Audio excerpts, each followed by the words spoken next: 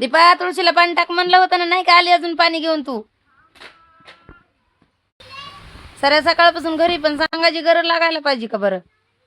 टाकायचं ना मनानेच. मग एवढा राग येतोय तर काय सारा सोडून काय काय केला, दिवा लावलास? भांडायला देवा तुला, नुसतं भांडतीच काय नुसते करतीस कशाला? चर बोलू नको नाही तर. नमस्कार, कशा आहात तुम्ही सर्वजण? अशा सर्व ठीकच असतात, मी पण मस्त मजेत आहे. चला तर मग म्हटलं आज काय करते, माझ्या घराचा स्टूल तुम्हाला दाखवते. का काय ही आहे मी गेटच्या बाहेर, बघू शकता का तुम्ही? इकडं आहे घर, दिसलं का? इकडं घर आहे आणि हे इकडं पोरं बाहेर गेटच्या खेळत आहेत. हे क्रिकेट खेळतात, शेजारचे पाजारचे पोरं आहेत, क्रिकेट खेळतात.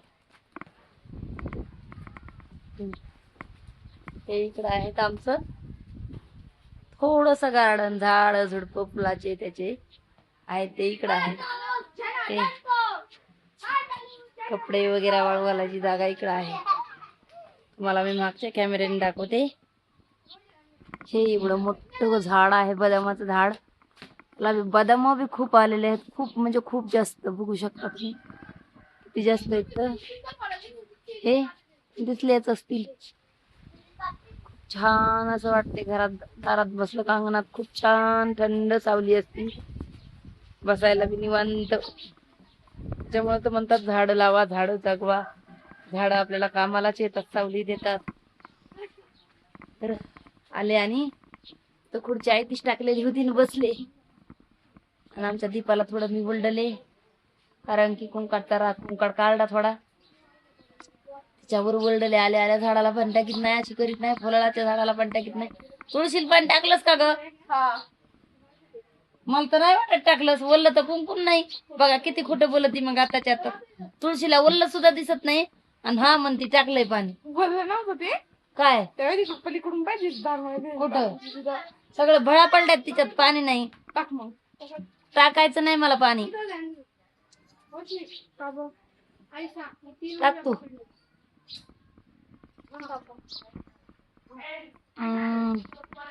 ही सायकल तर आता पडली वाटतं भंगार मध्येच.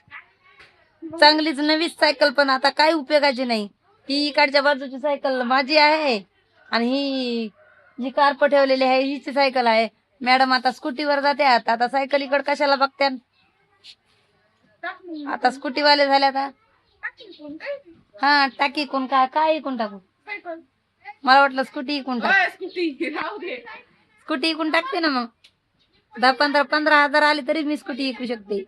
बाई गॅस बी सांगायची पंचायत होईल ना तेव्हा. का बरं? भैयाचं मन लागूच तर एक मला टेन्शन आहे बघ बाई. देवा साईबाबा माझ्या भैयाचं मन लागू दे रे देवा.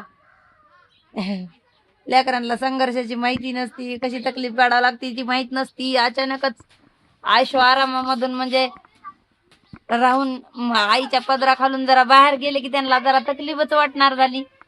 पण काय करता आता, कस तरी सावरून सांगते मामी ते जरा समजून. मामीला त्यांना तसं तर काही बोलणारच नाही, मलाच बोललाय तेवढा. मम्मी मला असं वाटतंय, मम्मी मला तसं वाटतंय. आपल्याला बी जरा टेन्शन आलं वाटतं. लेकरू टिकूस तर एकदा 2-3 महिने होस तर एकदा ते चांगलं वाटतंय. मम्मी आता काही टेन्शन घेऊ नको म्हणूस तर असं जरा माणसाला वाटतच. एकदा रँकीला लागूच तर माय बापाला टेन्शनच राहतं. लेकरू रँकीला लागूच तर चांगलं काय तर जाऊ द्या. साईबाबा सगळं चांगलंच करीन, मला विश्वास आहे त्यांच्यावर.